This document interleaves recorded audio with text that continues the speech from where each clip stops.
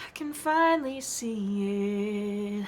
Now I have to believe all those precious stories, and all the world is made of faith and trust and pixie dust.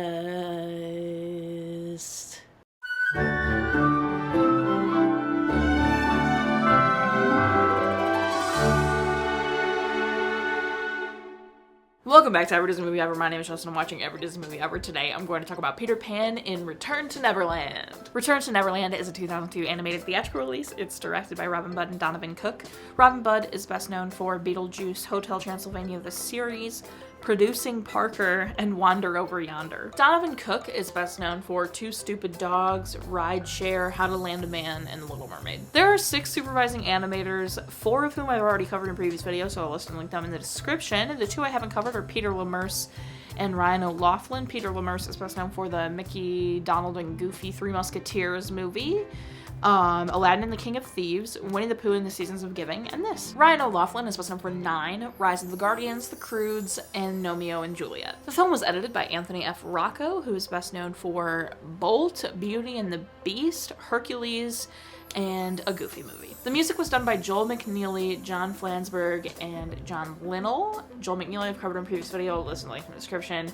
John Flansburgh and John Linnell are like a team, a composer team, if you will, and they're best known for Yes Man, A Very Harold and Kumar Christmas, Malcolm in the Middle, and Hot Tub Time Machine. The film was written by Temple Matthews, who I covered in the video about The Little Mermaid 2, Return to the Sea, link in the description. The film stars Harriet Owen, Blaine Weaver, Corey Burton, Jeff Bennett, and Kath Soucie. Harriet Owen plays Jane and is best known for Animal Ark, Castles, Relative Strangers, and this. Blaine Weaver plays Peter Pan and is best known for 6 Month Rule, Outside Sales, Cut to the Chase, and Weather Girl. Corey Burton plays Captain Hook, Jeff Bennett plays Mr. Smee, and Kath Soucie plays Wendy, and I've covered all of them in previous videos. I'll list in link in the description. Disney Movie Tunes / Disney Video Premiere were originally given this project to be a theatrical release, and then it was kind of passed around. It was passed to Animation Australia and Animation Japan to be released on TV, and then it was given back to Disney Movie Tunes to be released theatrically, which I had no idea this was a theatrical release. I thought this was a direct-to-video sequel like all the others. This was released in theaters. I don't have a clue. I have no memory of that. 2002, I have memories from 2002.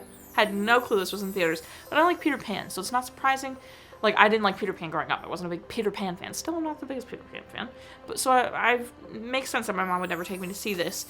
2 big things they did for this movie were they didn't have the Native Americans in it. They do briefly see, like,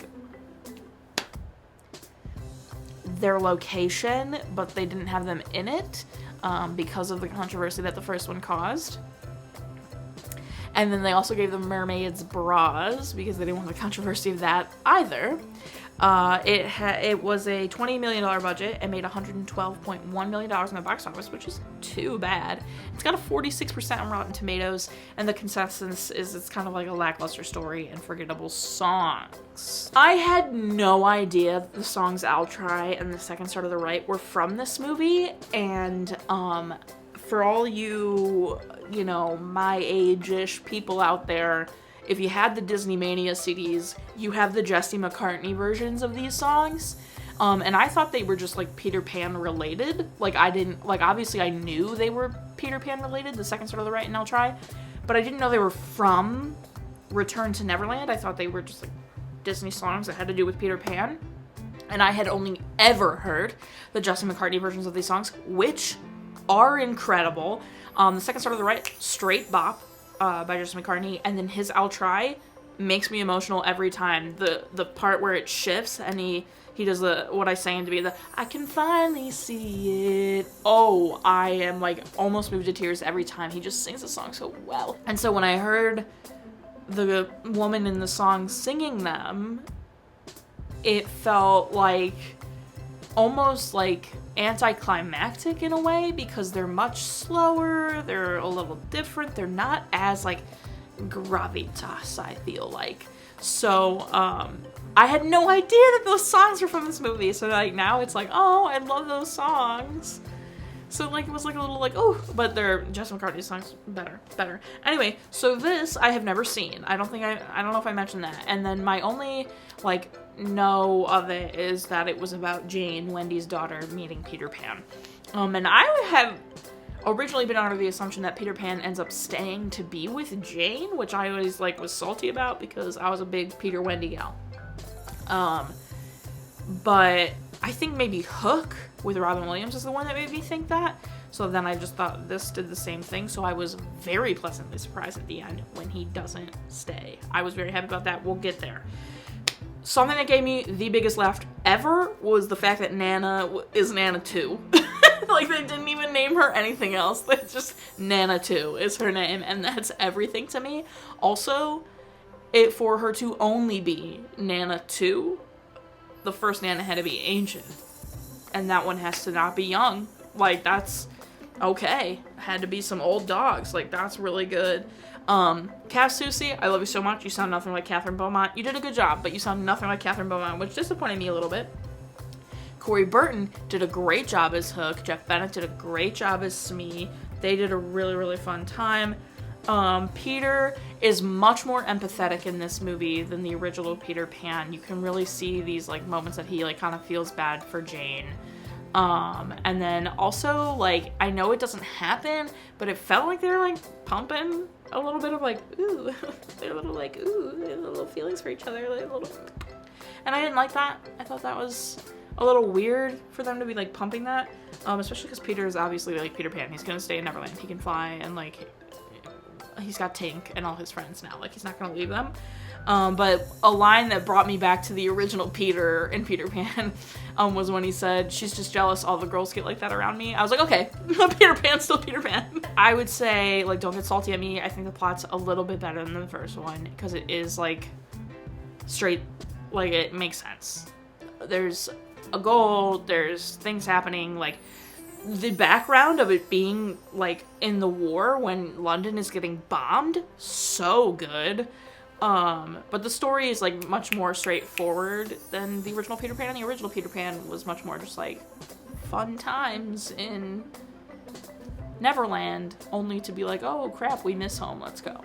You know, like this one is much more like she wants to get home the whole time. What can she do to get home? Oh, she learns a little bit about being like a kid instead of being so grown up.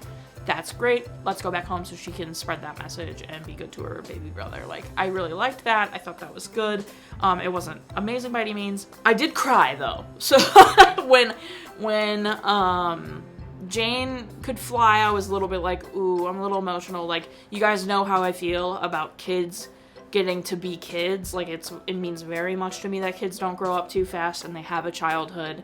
And so when I'm seeing a character that's like growing up too fast and trying to be an adult and trying to have it together, and then I get to see that kid be a kid, ooh, that makes me emotional. Any story like that makes me emotional. I'm very passionate about children having a childhood. And that childhood, like being a childhood all the way up to as late as it can be. Like, I want kids to be being kids and having a good time, because there's plenty of time to be an adult in a reality that kind of blows. So like, I want kids to have so much fun and love and whatever. So when I see stories like this, it makes me emotional. So when I saw her like fully accept pixie dust and like be a kid and then go home and like start telling the stories to her baby brother, I was like a little emotional. And then when Peter and Wendy reunited in that moment, I like, boom, I was crying. Oh, it was so good. Not like anything too crazy. I've definitely sobbed harder in movies. Like Brian's song made me sob. That's probably the one that's made me sob the most recently. But it got me good when they reunited. He was like, Wendy? And even Tinkerbell was like, Wendy. Like, she wasn't like mad that Wendy was there. And then like she had a little like bump her head flight moment, and they all got to say bye to him. Oh, and then he left and he went home. I think that was the most appropriate ending. I was gonna be so mad at this movie if he ended up staying to be with them. I wanted him to go back to Neverland. It's where Peter Pan belongs. You know what I mean? It's where he belongs. So, I actually really liked the end of this movie. I thought it was very good. But it's not, you know, I would say it's one of the better sequels if we were talking like direct-to-video sequels, but this was released theatrically. So for a theatrically released sequel, I don't think it holds up to some of the others. That's everything I have. My total, my final rating, my final rating is 7 Tinkerbells out of 10. Our total movie count is. Our cry count is. Parent That Told is still the same. If you want to keep up with movie watching when, follow me on Instagram or Twitter. You'll find out what movie I'm watching when. I put up videos every Monday, Wednesday, and Friday. Join Patreon. Daily trivia, monthly podcast, weekly random facts, Patreon request options, monthly postcards to certain members, like lots of stuff over on Patreon. Go check it out. Coupon code for merch. Weekly, all videos a week early. Like, so much stuff on Patreon. So go check it out. Seriously. Go on. Go. Shoot. Buy merch. A personal favorite. Don't be blank about it. Simple, hilarious, so fantastic. Until next time, comment, like, subscribe, but I'm not in charge of your life. You are, so you do, and don't be Captain Hook about it. Twinkle, twinkle, little star, so up high where you are, dreaming in the sky above. Lead me to the land I dream of. And once our journey is through, each time we say goodnight, we'll thank the little star that shines, second from the right, second from the right. Do, do, do, do. Oh, so good.